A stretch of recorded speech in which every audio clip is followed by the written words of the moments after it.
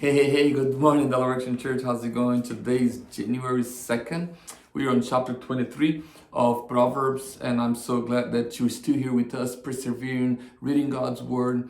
Even if you're a little bit behind, it's okay. I was behind, I caught up. I know that you have some time to do that. And even if you don't get to catch up, just keep reading till you finish Proverbs. It is okay to be behind, but it's good for you to persevere. So persevere, stick with it, and you get the rewards of reading God's Word and meditating over it. Three little questions we have been asking. What part of the passage was highlighted to you? How did it make you feel? What is God calling you to do?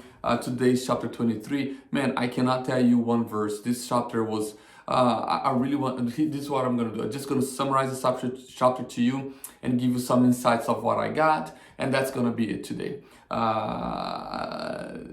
If I have to summarize this chapter, I will summarize these two words, self-control. I really think that this chapter is really asking us to acquire self-control and put it different circumstances in the life of an individual where you ought to examine yourself and pursue self-control. It starts from verses 1, 2, and 3. Talks about when you eating with influential people, rich people, don't lose self-control and go eating it all out and being like a pig and eating the whole thing and getting drunk and just losing self-control. No.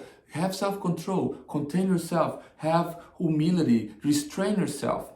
And then it talks about wealth, money. A lot of people lose self-control, lose restraint, allow their ego to speak louder than words, and then they go all out for money, for wealth. And that's gonna perish, that's gonna go waste. Telling you about that. You know, in a blink of the eye, money was gonna create wings and then goes away. Think about this. It takes us 40 hours a week to make a paycheck, right? And it takes 30 minutes to disappear the money from the banking account, from the checking account, right? It is so easy to spend, hard to make. And this is what he's saying. Create self-control, not only in the making, but also in the spending.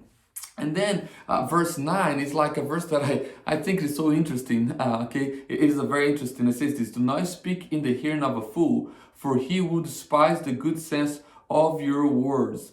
There are times that no matter what you are going to say to people, they won't listen. So pick your battles, pick your words, speak to who you're talking to, who you're trying to influence. Restrain yourself, have self-control, be humble. Proverbs speaking to our lives. Listen, there are people that is not worthwhile engaging in conversation. They're not gonna listen, they're not gonna change. Move on.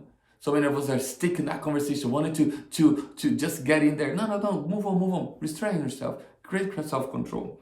Right? And then verse 12 is important one. It talks about listening and applying for directions into your life, guidance into your life. And then it uses parenting, uses disciplining as part of that. A child, it says, do not withhold discipline from a child. If you strike him with a rod, he will not die. If you strike him with the rod, you save his soul from show. Okay, I got you. I understand. We're in 21st century. We're not supposed to spank your kid. That's fine. Maybe it's a practice that they did back in the day. Maybe it's not a practice that we do it now. But one practice that is in this verse that we do it all the time and should do it is discipline. Discipline is very important.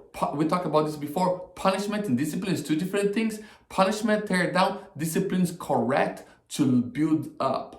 Discipline is giving guidance, is giving direction, good, better directions than the one that the kids were before. And parents and grandparents today are lacking this, are not disciplining kids and grandkids because they are afraid to lose the kids, lose their friendship, and lose their companionship.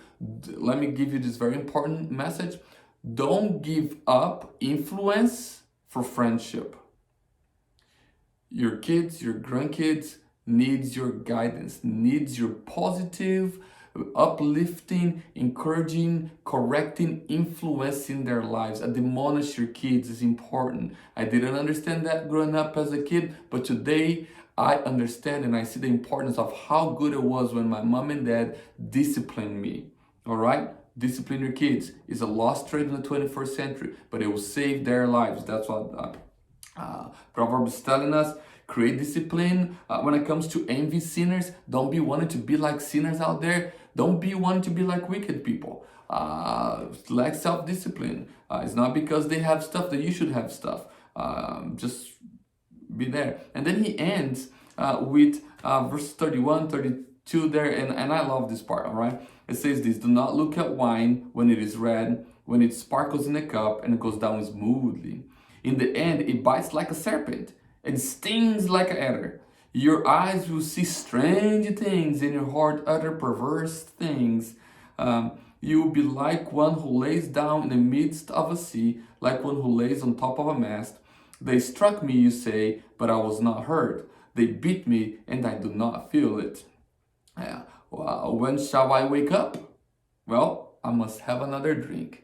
Okay, this has to do with self-discipline, and it's really, I can tell you this: alcohol is not the problem, but a moral problem. Alcoholism is not alcohol is not a problem. Alcoholism is a result of a lack of a moral problem, and the lack of a moral problem is self-discipline, restraint, humility, that self-control. That's what it is. It's lack of self-control. It's a moral lack of in our part, self-control. So when you lack self-control, you have a moral problem, not an alcohol problem. We must acquire self-control in our lives, and I think that's the lesson that Proverbs chapter 23 is trying to give us. How does it make me feel? Makes me feel like I need self-control in my life, in so many areas of my life. What is God asking me to do? He's asking me to look within my heart and look for areas of my life that I need self-control. What about you? What was the part that highlighted to you? And how did it make you feel? And what is God's calling you? Be blessed.